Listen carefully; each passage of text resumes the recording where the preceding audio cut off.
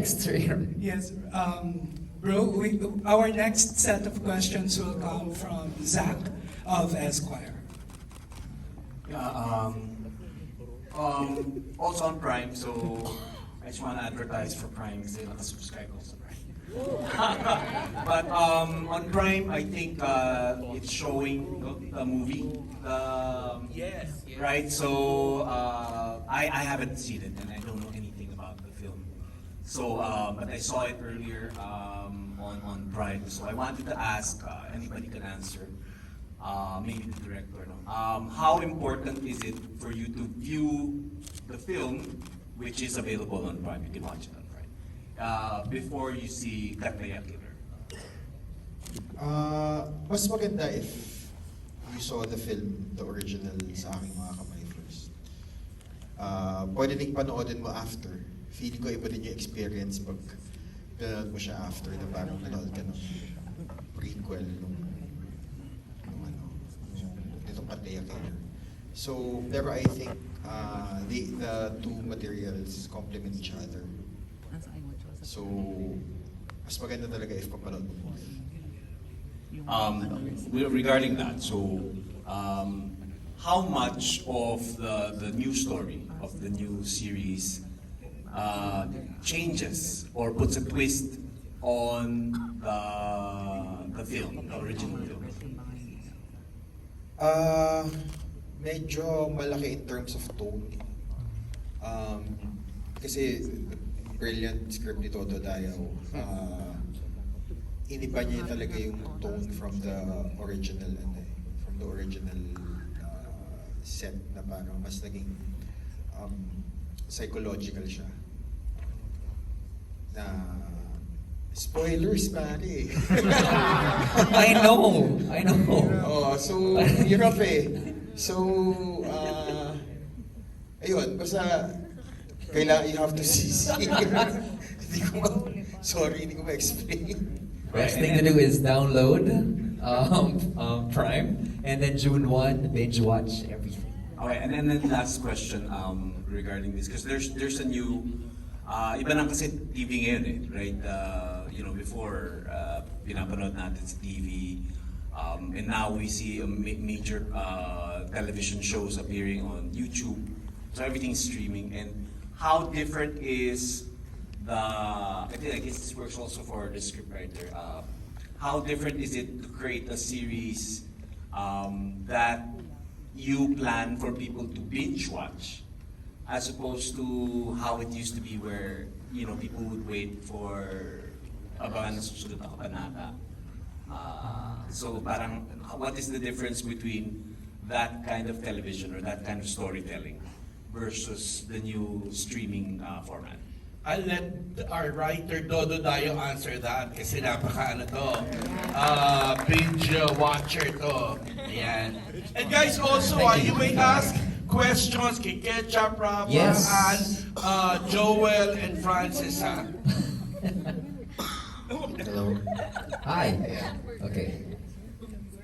To answer the question, Yung ka raw para makita ka naman nila. I think we decided to write it or to conceive it as one whole film. So hindi siya, very mindful lang kami sa beats kasi iba yung structure ng series. May beats ka na susundan for the end of each episode. Pero basically it was conceived and written as one whole film. Half of one whole film kung may season 2. So, Yes. You don't have to answer, Sir Dodo. Will there be season 2? So let me just also let me just add to that. No, so tama, the landscape has changed, and we know that. So para sa akin, as producers, as content creators, the challenge is to make the content great, because good is just not good enough. So it needs to be compelling enough para makipag-compete not just with fellow Filipino creators, but with creators from all over the region, all over the world. Yun ang kaibahan. And that's why napakarami pang trabaho gagawin. Napakalayo pa ng tatahakin. And that is the reason why the people na nag-embrace ng reality na yun ang makakabante. I agree. Content is king. Especially, ever since content is king talaga. Thank you for the questions. Very interesting questions. Just talking about the whole movie, no? Parang series, pero parang movie siya. How long is one episode? Around an hour? Well, 45 usually minutes. an hour in television, in global television, is around 45 minutes. 45 minutes. It's called an hour drama or an hour episode. So, as against the sitcom, the comedy na 30 minutes, dramas are an hour na talaga naman 45 to 50. Hindi naman talaga siya full hour. Pero pwede rin. Some other showrunners want it longer. They go beyond 1 hour. Depende sa storya. And that's why you watch favorite shows na iba-iba. Parang mas mahaba yung isa kaysa dun sa isa. Depende sa story. Got it. All right. We have a question from the entertainment and lifestyle editor of The Manila Standard, no other than Nikki Wong. Thank you, Aaron. First of all, congratulations to the producers and the entire cast. What a great entertainment you've seen earlier. But my question is probably the director or the producer.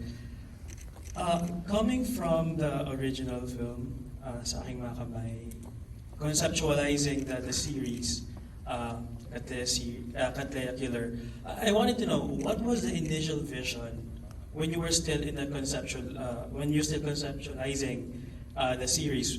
You mentioned earlier that the writer said that the intention was to make this as a film. And you mentioned earlier that you wanted this to be shown in other territories. So when you were conceptualizing this series, what was the initial vision? Well, it has always been the original strategy of international production to really go global. Ang una naming ni-leverage was our own IPs. And as we all know, ABS-CBN has the biggest library of intellectual property in the Philippines. And so, marami kaming original stories, pero marami rin kaming adaptations ng sarili naming IP, just like Sa Aking Mga Kamay na IP ng Star Cinema, which is ABS-CBN also. So the strategy is to promote that movie, promote our IP, and spin it off to a series that can run not just for a season, it can be multiple seasons, it can be, so kung isang movie sabi nga ni Dodo, isang movie yung isa, pag naging 3 seasons yan, yung 3 seasons na yan, isang bigger movie siya, narrative siya. So, deliberate siya. It has always been the strategy at hindi kami nag-deviate doon. And so in the years to come, you will be watching both original stories and adaptations from ABS-CBN. Kasi syempre, uunahin pa ba namin i-adapt yung IP ng ibang bansa, ang daming Filipino stories na pwedeng i-adapt. So it's easy enough to say that there's more to come.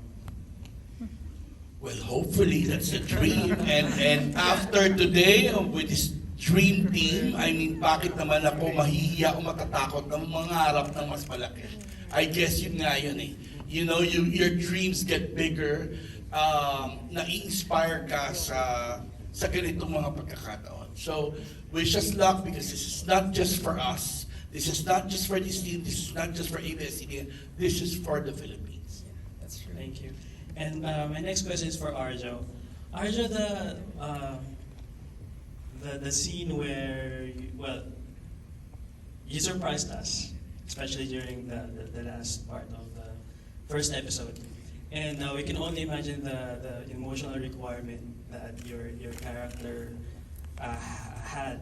But my question is, for someone who knows the character really well, can you share with us what does your character represent?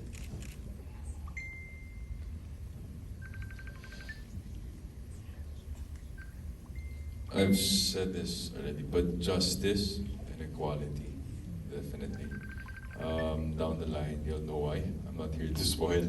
I want to further explain, but definitely, out of all the darkness around him, definitely he still believes in justice and equality. So, yeah. Right, then, thank you. Thank you. we're down to our last Two two questions. question. Four. Yes. We have Archie Leo.